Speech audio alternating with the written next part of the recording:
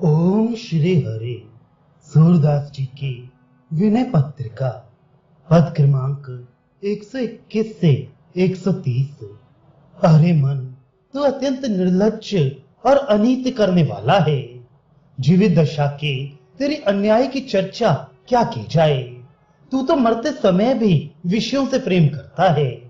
कुबड़ा, बुरी तरह पंगो, पैरों से घसीटते चलने वाला, काना तथा कान और पूंछ से रहित कुत्ता, जिसके गले में फूटी हंडिया का मुख झूल रहा है, सिर में कीड़े पड़ गए हैं, वह भी कुतिया के वश होकर उसके पीछे लगा रहता है। पासी कसाई हाथ में शस्त्र लिए खड़ा है और शस्त्र की धार वध करने के लिए तेज कर रहा है, परंतु बकरा मग्न होकर खेलता, उछल कूद करता और बार बार तृण चढ़ता है। तेरी भी दशा ऐसे कुत्ते और बकरे की सी है। सब लोग आंखों से प्रत्यक्ष देख रहे हैं कि शरीर प्रत्येक क्षण क्षीण होता जा रहा है, फिर भी कोई सावधान नहीं होता। सूरदास जी कहते हैं कि सती स्त्री स्वामी से विमुख होकर भोगों को कैसे भोग सकती है। सच्चा भक्त भगवान से विमुख होकर संसार के भोगों में लग कैसे सकता है। पगले मन, बार बार विचार कर और सावधान हो। इतना जीवन तूने व्यर्थ खो दिया और अब काले केश सफेद हो गए, बुढ़ापा आ गया। निश्चय पूर्वक तब तक भगवान की सेवा भजन कर ले जब तक खेत हरा है, शरीर में शक्ति है।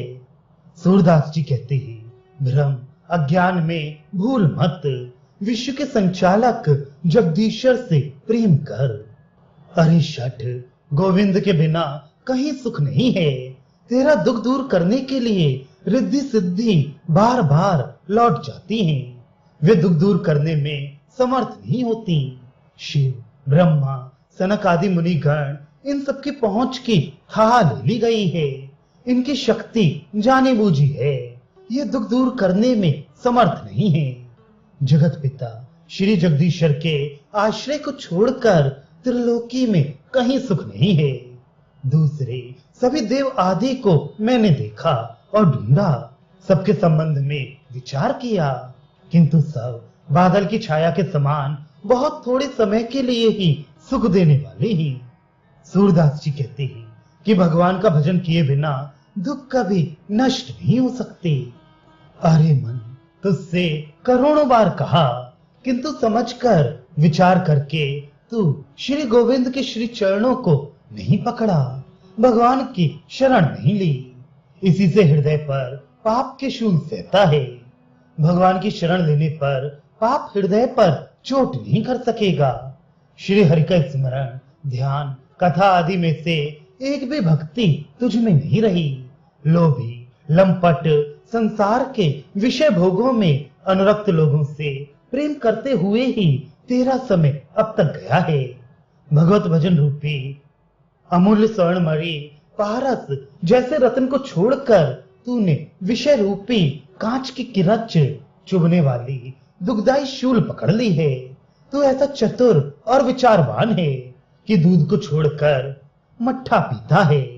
ब्रह्मा आदि, रुद्र आदि सभी देवता तथा सूर्य चंद्र आदि सभी ग्रह देख लिए, सबके महत्ता का अनुभव कर लिया।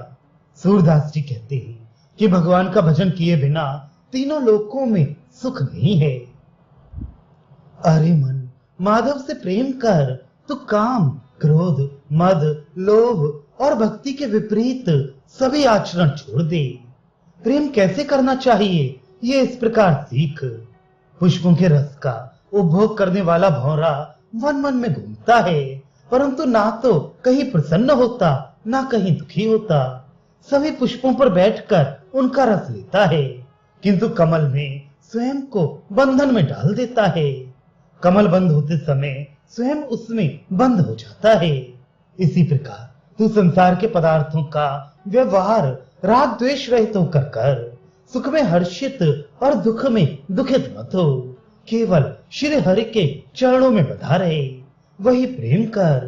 प्रियतम से प्रेम की सीमा क्या है, इसे सुन। चातक के समान प्रियतम की ओर देखने का व्रत पाल। चातक मेघ की आशा से सब दुख सहता है, मेघ को छोड़कर अन्यत्र कहीं से जल नहीं मांगता। इसी प्रकार तू एकमात्र श्री हरि से ही आशा कर। कमल का कार्य देखो, उसने सूर्य से प्रेम किया है। सूर्य के ताप से जल के साथ ही वह सूख गया, प्राण छोड़ दिए, परंतु उसने सूर्य से प्रेम करना नहीं छोड़ा। दीपक के लौ रूप अग्नि में पतंगा पड़ता है, परंतु दीपक उसकी पीड़ा नहीं समझता। किंतु पतंगे के दीपक के भाव का विचार नहीं होता। उसका शरीर दीपक की ज्वाला से जल जाता है, परंतु उसके चित्त में प्रेम का जो रस है वह भंग नहीं होता। यद्यपि पानी मछली की कोई बात नहीं पूछता, मछली की तनिक भी चिंता नहीं करता, किंतु मछली पानी का वियोग नहीं सह पाती। शरीर छूटते समय भी उसका प्रेम कम नहीं होता। मछली की प्रेम पूर्ण गति को देख उससे शिक्षा ले। प्रेम की टेक पूर्ण प्रेम कबूतर में है, वह बड़े उत्साह से आकाश में ऊपर उड़ जाता है, किंतु यदि ऊपर चढ़कर उसे अपनी स्त्री कबूतरी नीचे दिखाई पड़ जाए तो सीधे श्वास रोककर पृथ्वी पर गिरता है। हिरण के प्रेम का स्मरण कर, वह संगीत का प्रेमी है, उसके कानों की संगीत से प्रीत है। स्वर की मस्ती में व्याध को देखकर भी वह पीछे पैर नहीं रख सकता, भाग नहीं सकता। व्याध का बाण उसको सामने से छाती में ही लगता है। अरे मूर्ख, अपने प्रियतम पति के प्रेम में पगी पतिव्रता स्त्री के जलने को देख। वह प्रेम के संग प्रेम के कारण जलती है। चिता पर बैठकर भी उसके चित्त का उत्साह मंद नहीं पड़ता। चोरी करने से लोक मर्यादा और वेद आदि सब शास्त्र मना करते हैं। चोरी का काम आंखों से देखने पर डर लगता है, प्रत्यक्ष में भी चोरी का काम भयदायक है, किंतु जिसका चोरी से प्रेम है ऐसा चोर अपने हृदय से चोरी नहीं छोड़ता, भले विवश होकर चोरी कर न सके। इसके पीछे वह अपने सर्वस्व का विनाश भी सह लेता है। सभी रसों में जो स्वाद है वह प्रेम का ही स्वाद है। विषयी लोग विषय भोग रूपी जुआ खेलते हैं, उस जुए में उनका शरीर, मन, धन और यौवन नष्ट हो जाता है, फिर भी वे पराजय नहीं मानते, विषयों का सेवन छोड़ते नहीं।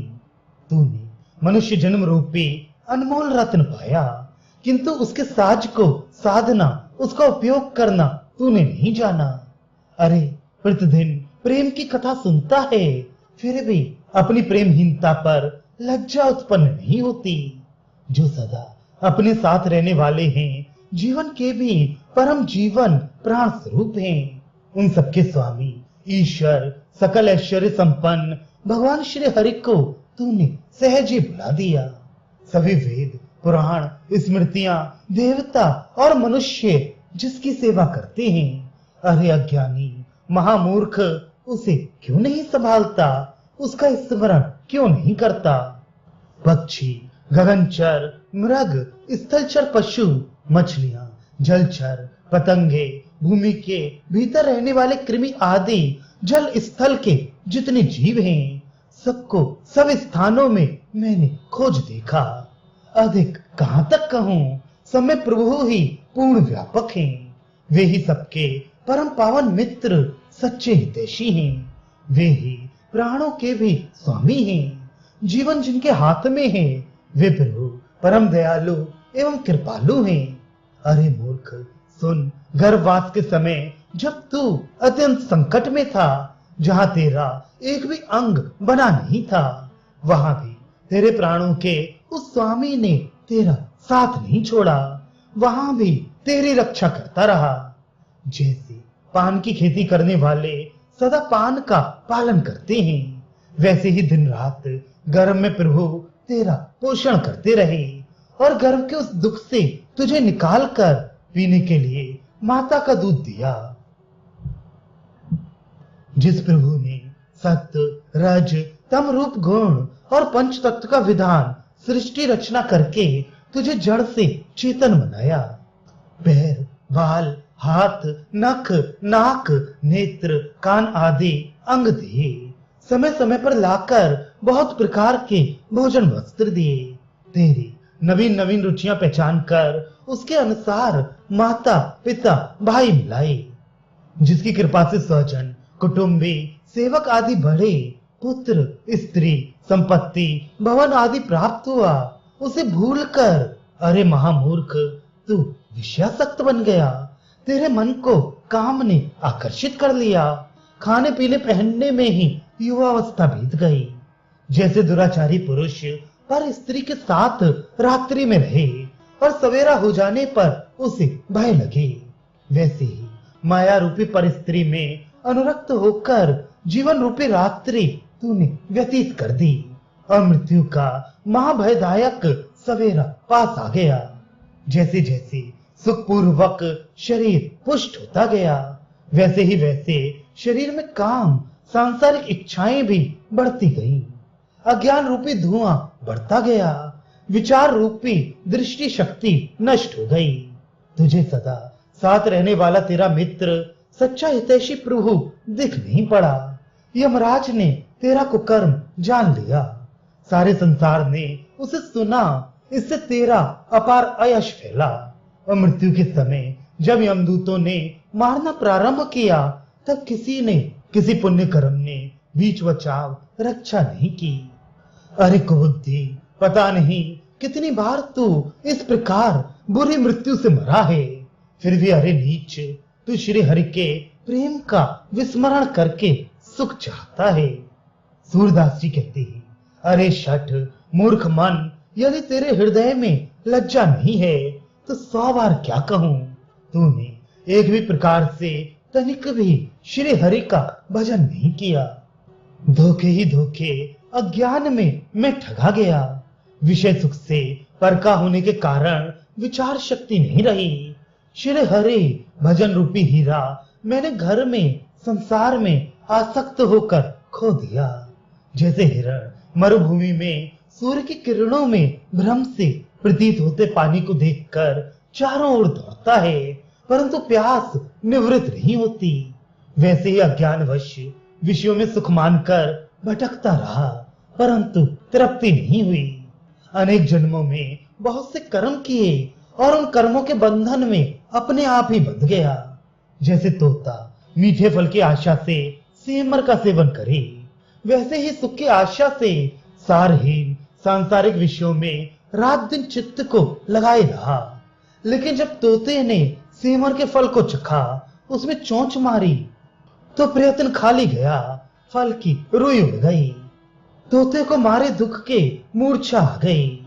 इसी प्रकार जब पदार्थ मिले तब उनके उपभोग में भी कोई सुख ना मिला, उनमें कोई सार तत्व नहीं था, उनकी मोहकता भी नष्ट हो गई। निराशा और दुख ही हाथ लगा। जैसे बाजीगर बंदर को रस्सी से बांधकर दाने दाने के लिए चौराहों पर नचाया करता है, वैसे ही काम ने भोगों की इच्छा से वासना की रस्सी में बांधकर जीव को नाना योनियों में भटकाया है। सूरदास जी कहते हैं कि भगवान के भजन बिना मैंने स्वयं ही काल रूपी सर्प से अपने आप को दंशित कराया है। मृत्यु के मुख में जानबूझकर पड़ा हूं। धोखे ही धोखे अज्ञानवश बहुत बह गया, अपना बहुत पतन कर लिया। मैं तो समझता था कि संसार के संबंधी सुख संपत्ति आदि सब परलोक में साथ चलेंगे, वहां भी ये प्राप्त होंगे, लेकिन जो जहां था वहीं रह गया। यद्यपि चलते चलते जीवन में दौड़ धूप करते हुए ही जल गया, चिता तक पहुंच गया, परंतु कभी तीर्थ यात्रा नहीं की। सूरदास जी कहते हैं, अरे शठ मन, तब श्री हरि का स्मरण किया है, तब स्मरण की इच्छा की है, जब कफ ने कंठ पकड़ लिया है। जब मृत्यु के समय कफ से कंठ रुक जाने के कारण स्मरण जप हो ही नहीं सकता। मैंने उधेड़ बुन में ही जीवन नष्ट कर दिया। श्री यदुपति श्री कृष्णचंद्र के चरण कमल का भजन नहीं किया। राख देखते शरीर के मोह में पड़े ही रह गया। धन और जवानी के मद से ऐंठता ऐंठता गर्भ में भरा पर स्त्री को इस प्रकार देखता, पर स्त्रियों के प्रति दुर्भावना करता रहा। जैसे कुत्ता लालच से क्षुब्ध होकर झूठे अन्न को देखता है, किंतु वह भी मिली नहीं। अरे मंदबुद्धि, तूने घोड़े से कांच जैसे सारहीन सांसारिक सुख के लिए परमानंद रूप सोने की ढेरी खोदी। सूरदास जी कहते हैं कि अमृत रस के समान प्रभु के भजन को छोड़कर विषय रूपी घोर विष खाता है। जन्म तो बीत गया, भक्ति कब करोगे?